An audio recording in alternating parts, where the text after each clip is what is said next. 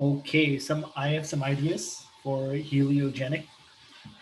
Um, I don't have any patents, but I wanted to share this idea with you.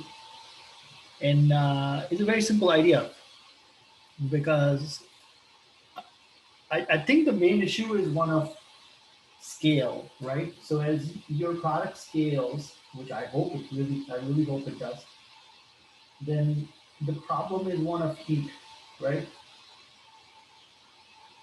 So right now this may not be a problem, but as we've seen with wind, as as the windmills in their traditional form, um,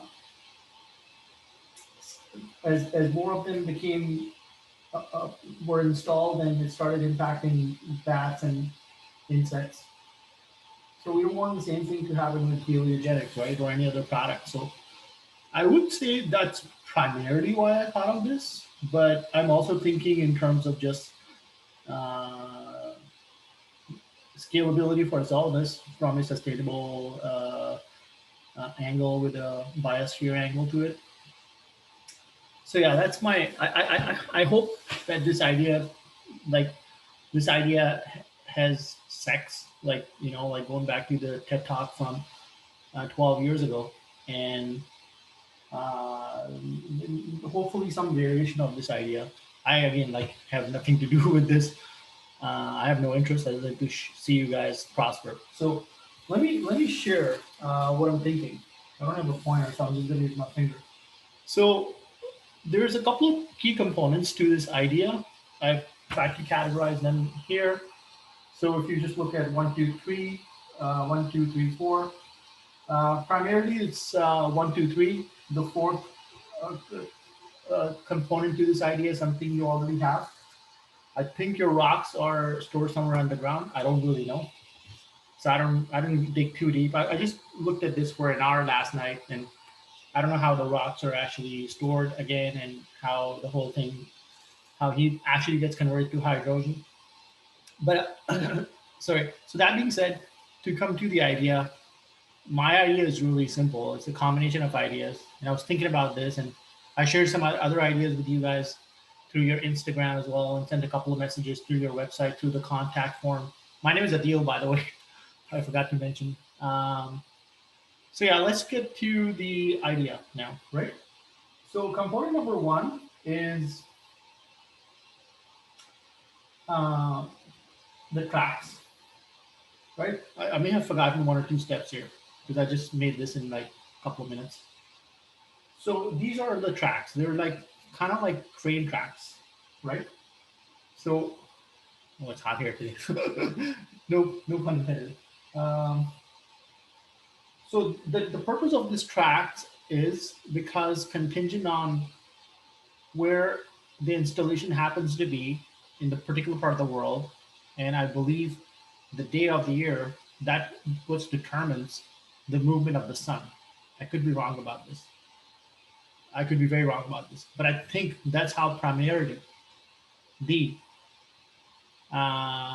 those two factors control the imprint that the path the sun's going to follow. So for where I live, I think for the better part, the sun kind of rises here, somewhere here, and kind of follows this path, right? But it may very well follow like a different path, right?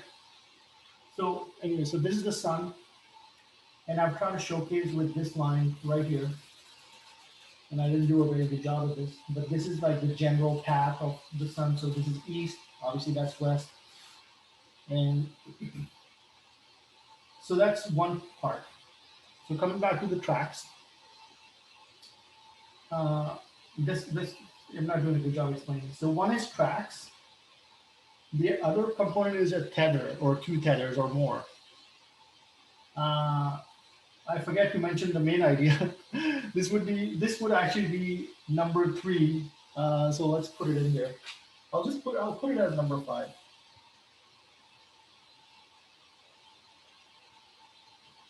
I'll just give it code names for now. So I called it a CW, right? So C stands for convex, W just stands for wall.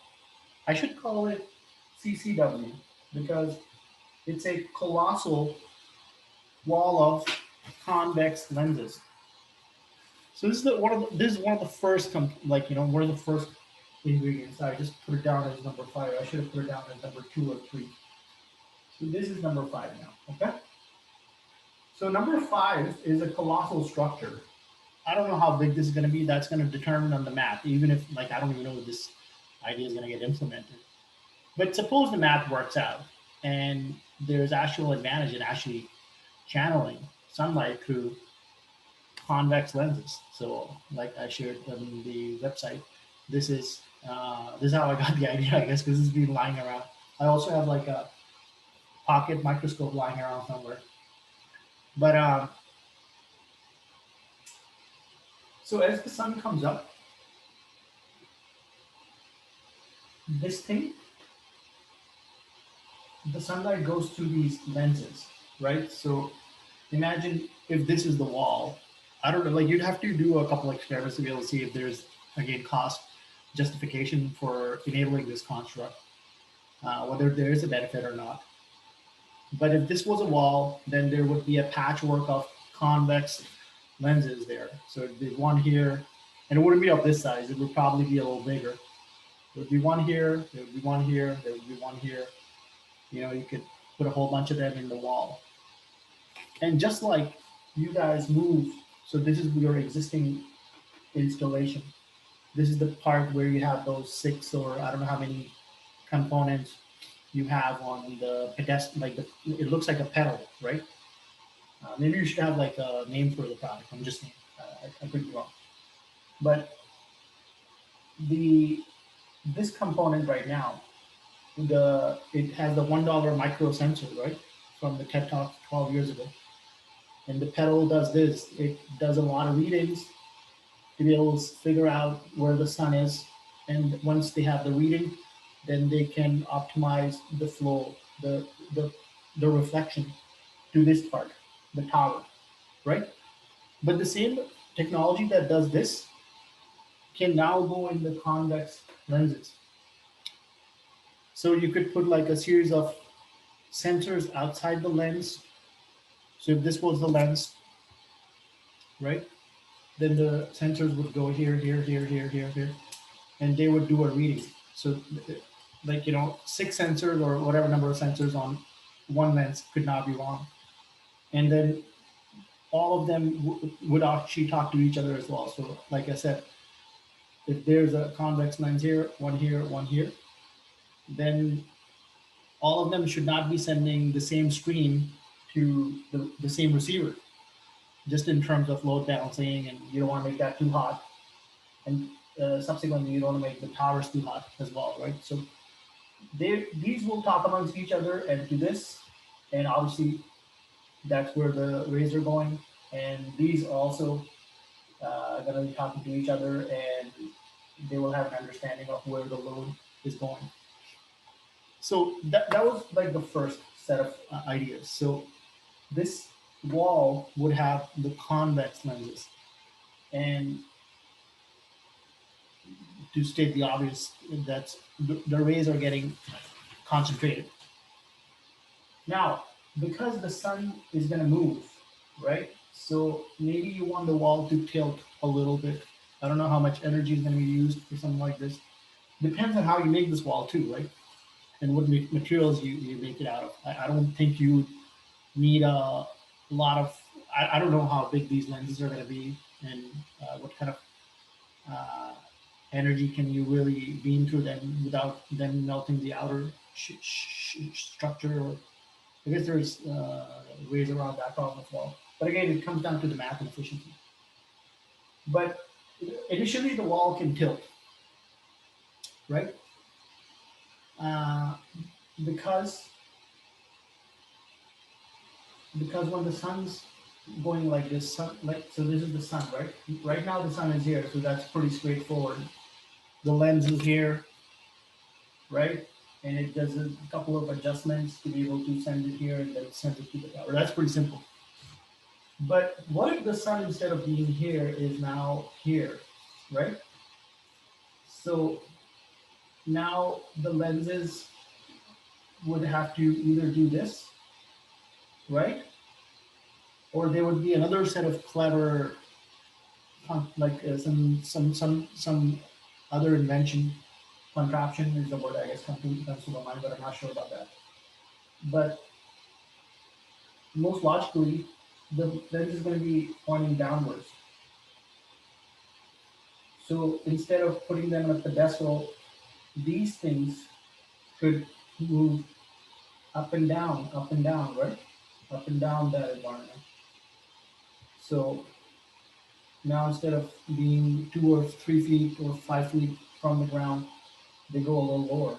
So maybe the whole cavity, maybe there's a cavity here, and right.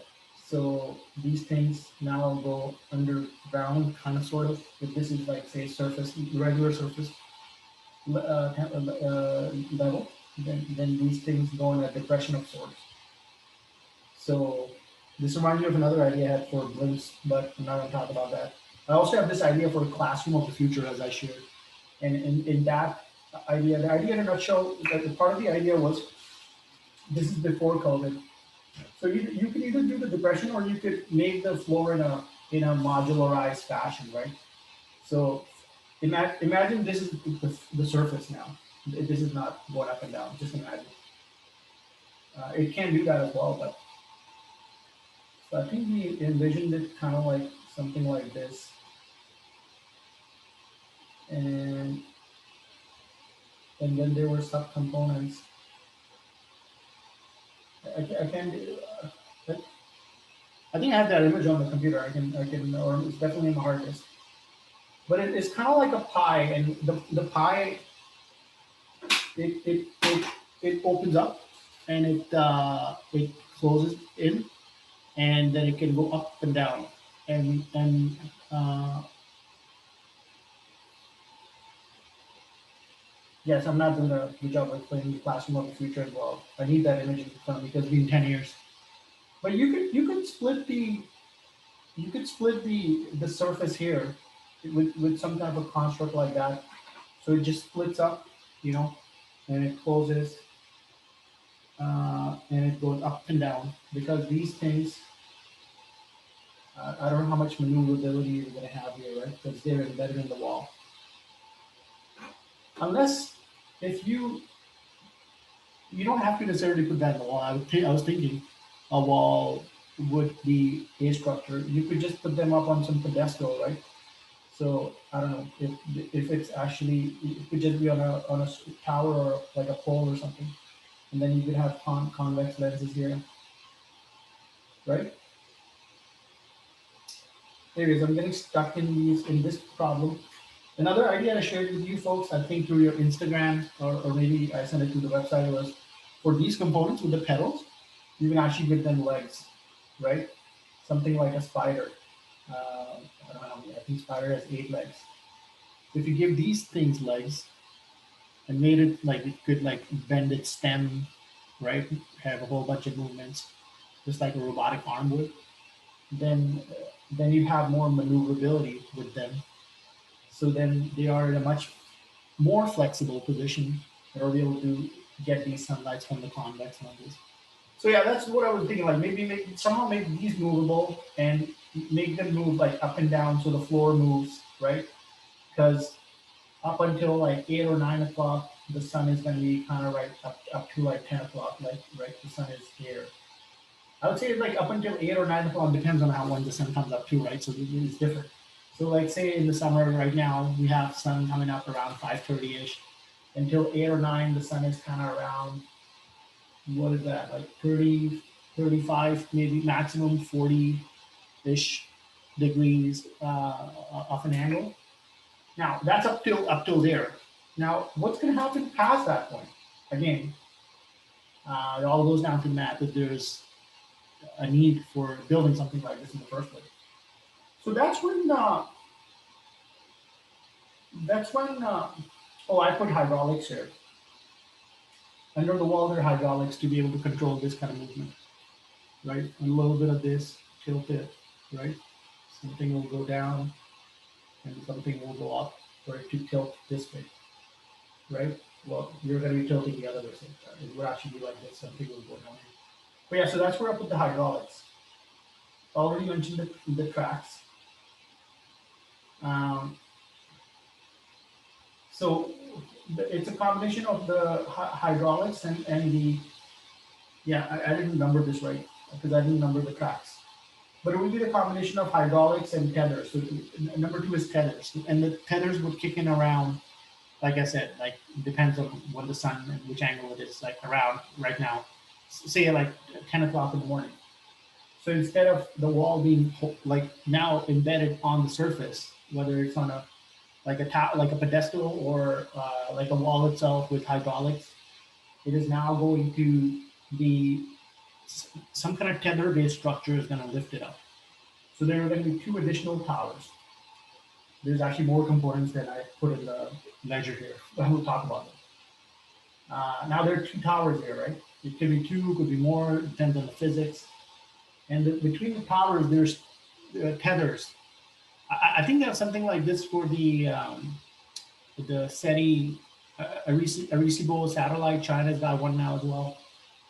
I didn't look at the mechanics of that radar very deeply, but it looks like a pretty big radar. So whatever is taking the signals in the middle seems to be supported by some kind of tethers. So the idea is not really that different. Also, if you watch kung fu movies, once they are doing the stunts, they kind of lift the send people up with the tethers, and they kind of it's the same concept, but now the reason is that, now the sun, instead of being here or here, it's like now here, right, or maybe here. So the wall will now uh, move so that it's in alignment with the sun, basically, right?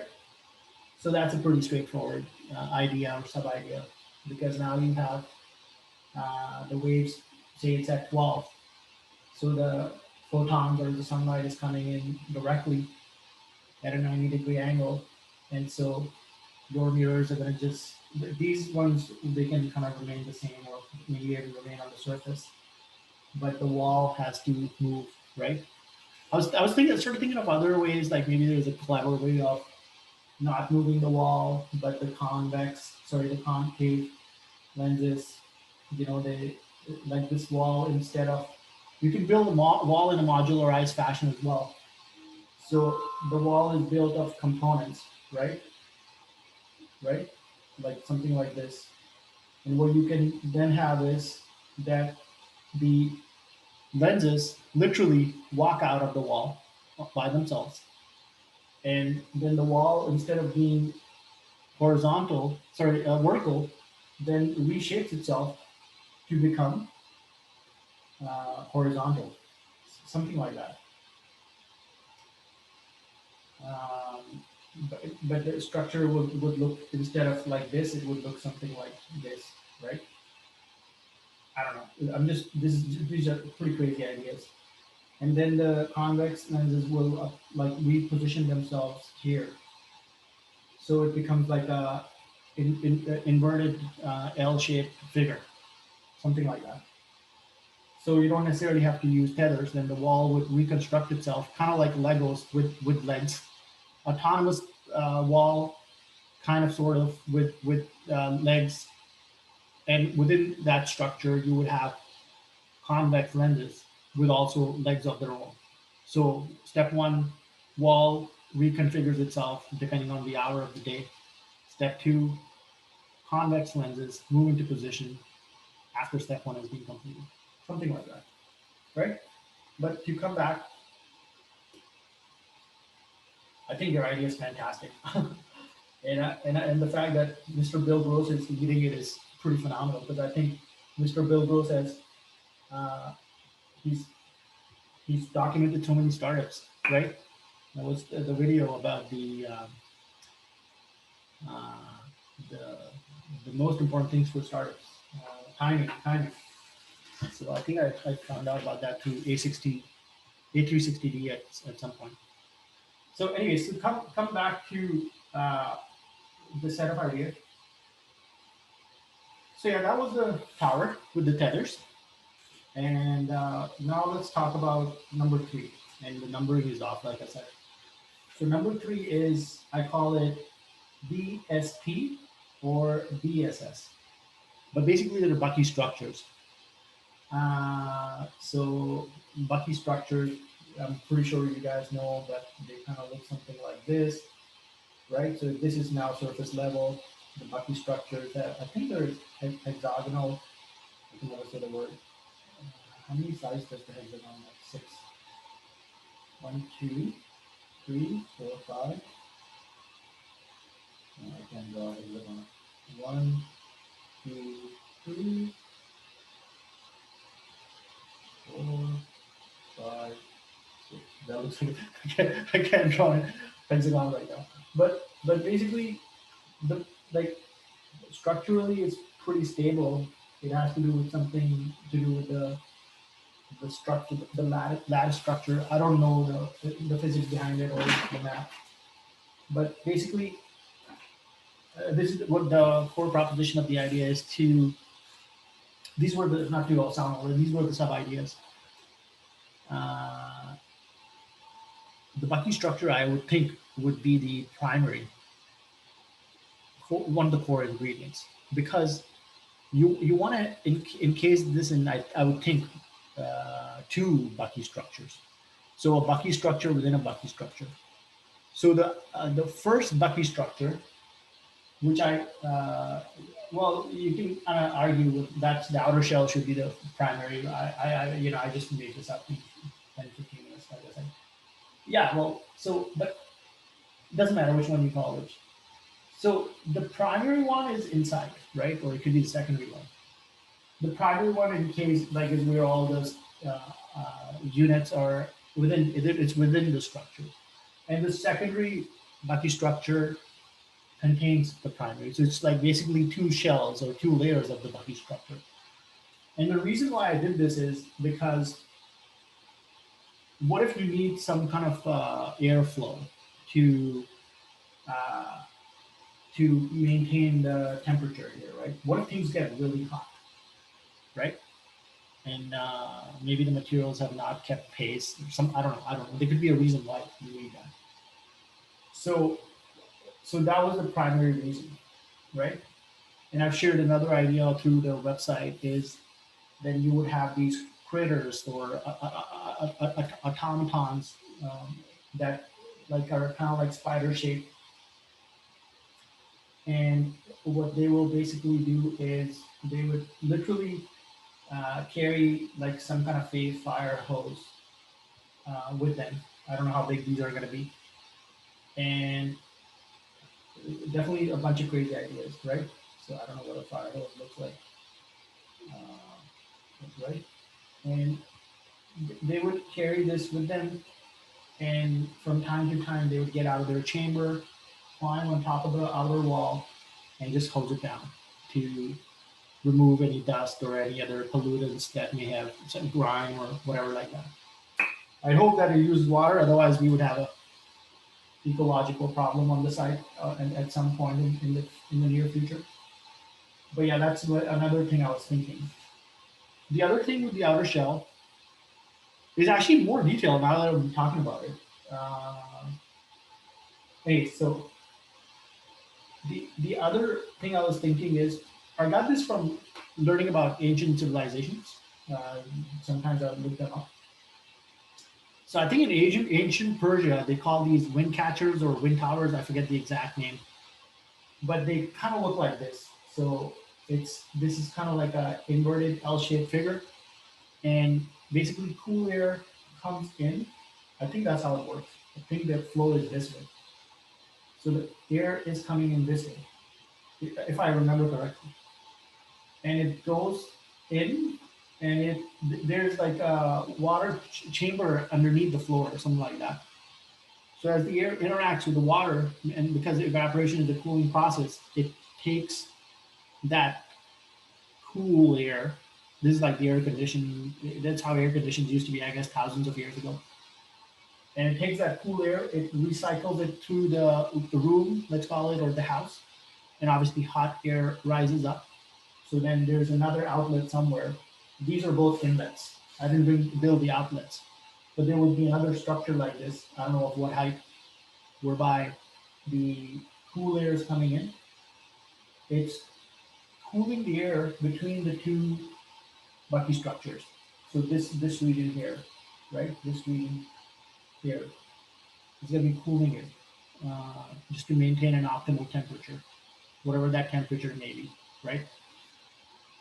Because you don't want the structure to heat up as well. Because if the structure heats up, then there would be more of a probability for like dust or grime to melt and get stuck with it, and it creates a whole host of problems. So I don't know what the distance between the two is going to be, but that's one of the reasons I guess I was thinking about the uh, the double layer, at least double layer, and you could just make it out of glass, common glass, or really strong plastic right now that doesn't melt in like 40, 50 degrees Celsius or higher temperature. I don't know what the highest temperature on Earth has been recorded, but consistently, if something has to operate in those harsh environments, harsh based on terrestrial standards, I'm not talking about Venus, then uh, yeah, that's what I was thinking. You need some mechanism to be able to cool it down. I'm just making sure this is recorded because I want to record this again. Well, it would just be a lot of work. Uh, okay, yeah. So this is what I was thinking to cool it down, right? So, oh, the outlet. Yeah, sorry. How could I forget? These marks right here, they would we have some kind of a like some kind of a what do you call it, mesh or something like that, whereby smaller insects even cannot come through, and hot air can obviously get released. I don't think they will be here. It could be like I don't know why it's mostly going to be here. I guess it could be all over. Depends on the you could simulate this in cons like like ANSYS or one of the finite element analysis um, softwares. Okay, so that is the Bucky structure. I think that's it. That's the chunk of the idea. I don't know if I mentioned this. These are the um, just making sure. I had number 5 later, so I've already spoken about that. So the UG rocks. This is I would say this would be now component number 4. UG stands for underground rocks. I forget if I already spoke about this, but basically this is a movable construct, right? Because again, like I said, I don't know how the power actually transfers the energy, like I was sharing earlier, from the rocks to the hydrogen. I don't know how that translation actually happens. But this line is supposed to indicate that it's not necessarily here, that this construct, this subconstruct is movable. So you could move it around, right? So if you have this whole facility and well, these are just tracks, right? But what if this was a facility? And now if you look at it from a bird's eye view, it would be like so. Instead of the bird's eye view, which would be like this, let's do the view like this. So this thing now, where all the rocks are, you can move it around. So I don't know how, like I don't know if there's a geothermal angle to this, but I mean, just I mean, that's this. I didn't think about this. I just added that at the last minute. But you can just move it around. And the thing I was thinking though was you would do this to optimize the temperature range in the overall facility. Because if it's too close to the entire unit, then if they make it heat up more, you don't want the thing to heat up. You just want to save the heat somewhere. And that's why it makes sense to move the rocks somewhere. And you can enclose them in steel, concrete, or maybe some special material, which I personally don't know of. I have an interest in Venus, so I look up materials from time to time. And there are materials that are being developed. If they haven't been developed, I should know this, that can perform in very harsh conditions. So I'm pretty sure you guys, you folks are now looking at 1800 degrees Fahrenheit. So I'm pretty sure there are materials already that you can cover this area in at least when it comes to retaining that thermal heat and capacity. So yeah, this is my idea. I hopefully this is useful. Um, yeah, that's it.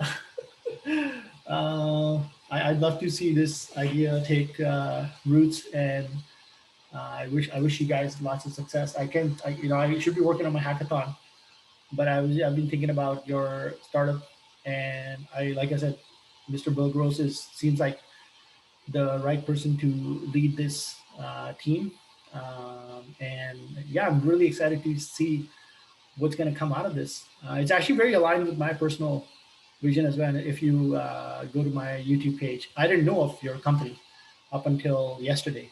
It just came up in my feed, but I always think of the there's this image on the internet where they talk about covering a small portion of the earth to supply all the energy needs uh, right now. So, when I look at the map, I actually map the same regions, which I'm pretty sure that we're not the first 1,000 people to do this, or even first million. But yeah, it's common sense. Wherever you have the most amount of sun falling is where you'd want to build these installations, and it typically happens to be the Saharan North African region in random order, the Mongolian desert, the Gobi Desert, Australia and Arizona and the southwestern states. By and large, happens to be these regions. But yeah, another idea I was thinking of, and I shared this with your on your Instagram, is that if this whole thing had legs, if each one of these components had legs, then what could happen is, and you could make this, maybe you could make like a suitcase, like I'm paraphrasing that, or maybe a variety of suitcases whereby the entire Bucky structure could fit into, like, you could pack it, right? So maybe you could talk to this company, their name is Boxable, and figure out how they came up with this idea of putting a house in a box. It literally unfolds, BOXABL. It literally unfolds and like a greeting card and becomes a house. I think it's a phenomenal idea. They've executed really well as well. I don't have any personal stake in it. If I had money, I would invest a lot of money in Boxable. That is an issue here to me. But what I'm saying is, to borrow from that idea, is if everything had legs, including the Bucky structures, then you would basically have a fleet of autonomous trucks and robots through Boston Dynamics or one of the robotics companies. And it doesn't even have to be. You don't even need the robots if you build it in such a way that each one of these components can literally walk out of the truck, go to a predefined site in a chosen geographic region that you would have an agreement with, um, and you would basically have a movable energy company, right?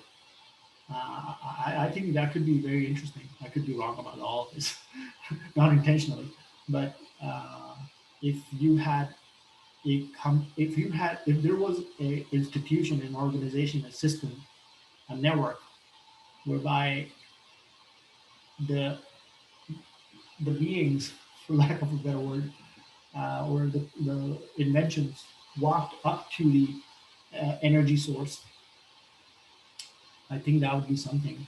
And yeah, there's a lot of benefits to doing something like that because the climate could change, right? Maybe southwestern United States happens to become monsoonish. I don't know, like who knows how the climate could change. So instead of moving the entire facility, you just pack up and you just go where the sun is within reason.